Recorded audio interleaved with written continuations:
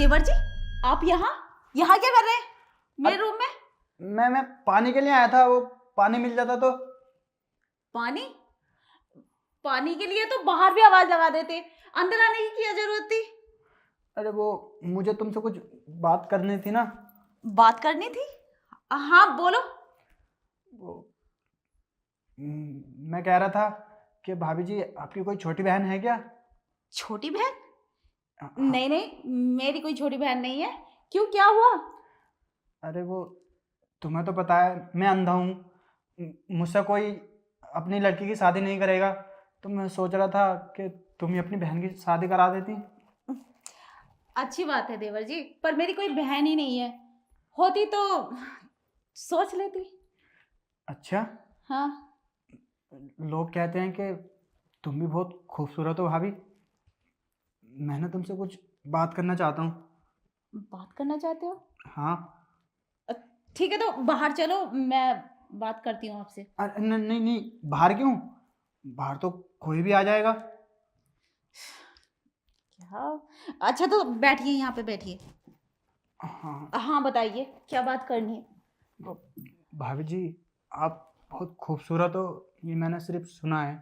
वो क्या है ना भाभी जी, मेरा ना तुम पे दिल आ गया है। दिल आ गया? हाँ। देवर जी, ये कैसी उल्टी सीधी बातें कर रहे हैं आप? अरे भाभी, मैं उल्टी सीधी बातें नहीं कर रहा हूँ, मैं सच बोल रहा हूँ। मैं ना तुमसे प्यार करने लगा हूँ। प्यार? शर्म आनी चाहिए तुम्हें देवर जी। मैं आपके बड़े भाई की पत्नी हूँ और तुम्हारी बड़ी भाभी। ये क्या अनाप शनाप बोले जा रहे हो? लगता है तुम्हारा दिमाग खराब हो गया है। जाओ बाहर जाओ, मैं तुम्हारे लिए पानी ला देती हूँ। अरे नहीं नहीं नहीं, मेरा दिमाग खराब नहीं हुआ है, मैं सच बोल रहा हूँ। और हाँ, भैया को कैसे पता लगेगा? वो तो यहाँ रहते ही नहीं है, 6 6 महीने बाहर रहते हैं। और हाँ, आप कैसे बर्दाश्त कर लेती हो भाभी जी? मुझे तो सोच कर ही बहुत अफसोस होता है। इसलिए मैं कहता हूँ, तुम ना मेरे साथ मुझसे प्यार करने लगो, मैं तुम्हें सारी खुशी दूंगा। छी देवर जी, कितनी गंदी सोच है तुम्हारी। और क्या क्या सोचते हो तुम मेरे बारे में?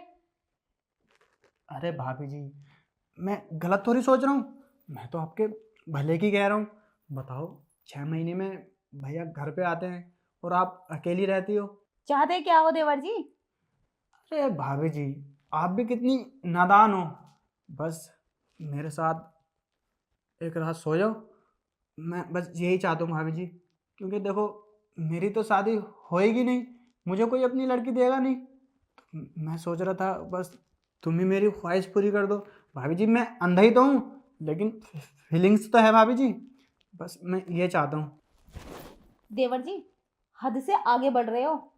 आप अंधे हो, इसलिए मैं तुम्हारी इज्जत कर रही हूँ, वरना अब तक की थप्पड़ मार के तुम्हें बाहर फेंक देती। अरे भाभी जी, मार लेना थप्पड़ भी, पहले बस एक बार करा दो भाभी जी। छी, शर्म नहीं आ रही तुम्हें? भाभी माँ समान होती है और भाभी के बारे में इतना गंदा सोचते हो। कैसे इंसान हो? तुम्हारे भैया को पता चलेगा तो क्या सोचेंगे वो? अरे कुछ पता नहीं चलेगा, तुम बताओगी भैया को, मैं बताऊंगा? अरे जब तुम भी नहीं बताओगी, मैं भी नहीं बताऊंगा, कैसे पता चलेगा भैया को? और हाँ भाभी जी, मैं तुम्हें एक बात और बताऊं, आज घर पे भी कोई नहीं है, सब कुछ हो जाएगा और किसी को नहीं पता चलेगा। बस तुम एक बार हाँ बोलो। दूर हटो, बहुत हो गई बदतमीजी। अभी मैं तुम्हारे भैया को कॉल करके बताती हूँ सारी बातें तुम्हारी। अरे भाभी जी, रुको रुको, भैया को कॉल मत करो। अरे मैं चले जाता हूँ। अरे आप तो बुरा मान गई, मैं तो बस मजाक कर रहा था। इतनी गंदी मजाक मुझसे, अपनी भाभी से? शर्म आनी चाहिए तुम्हें। जाइए आप, मेरा दिमाग खराब हो चुका है, वरना मैं कुछ कर बैठूंगी। ठीक ठीक है भाभी जी, मैं चले जाता हूँ।